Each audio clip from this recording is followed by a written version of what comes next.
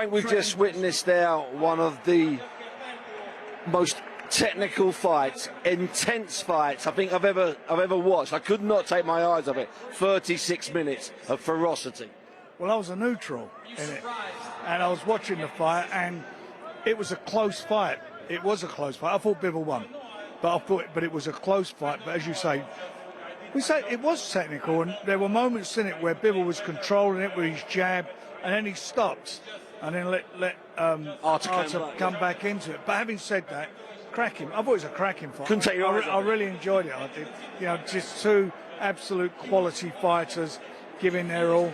But as I say, I thought he won the fight. And Frank, the launch of Riyadh season, and there was a bit of something for everybody, if we could put it that way. It was a great night. I mean, it was a great night for the fans again. Some really good fights there. You know, that was a brilliant fight. The heavyweight fight, you know, Fabio well and truly launched himself on the world stage, a world-class finish.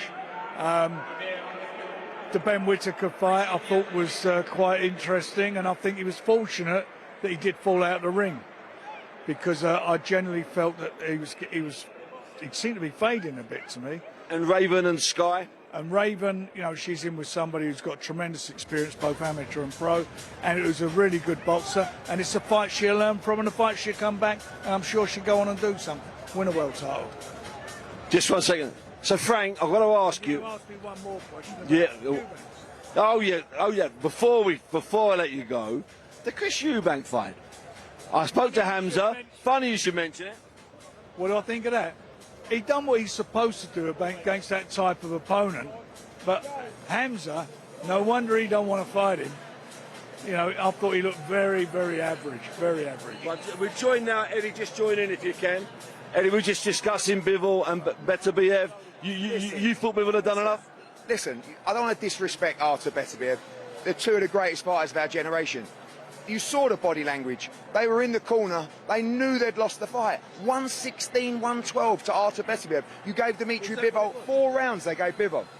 This is a joke. That was far too wide. It was a 7-5, 8-4 fight to Dimitri Bivol. He was cruising the fight. He gave up some rounds at the end of the fight. They knew the body language. They're telling him in the corner, you have to knock him out at the end of the fight. round. You have to knock him out to win the fight. That's what we said when we were sitting there. You know, he's It might you be trying to get a rematch? Of course. He was robbed of the Undisputed Championship tonight. Because when you get deserves like that, 116, 112. It deserves a rematch. I cannot believe you give Dimitri Bivol 4 and I've got to be honest, if I was in his position, I'd be upset. I mean, I did before you got here. I felt he did say Bivol won it by a couple of rounds. I really did.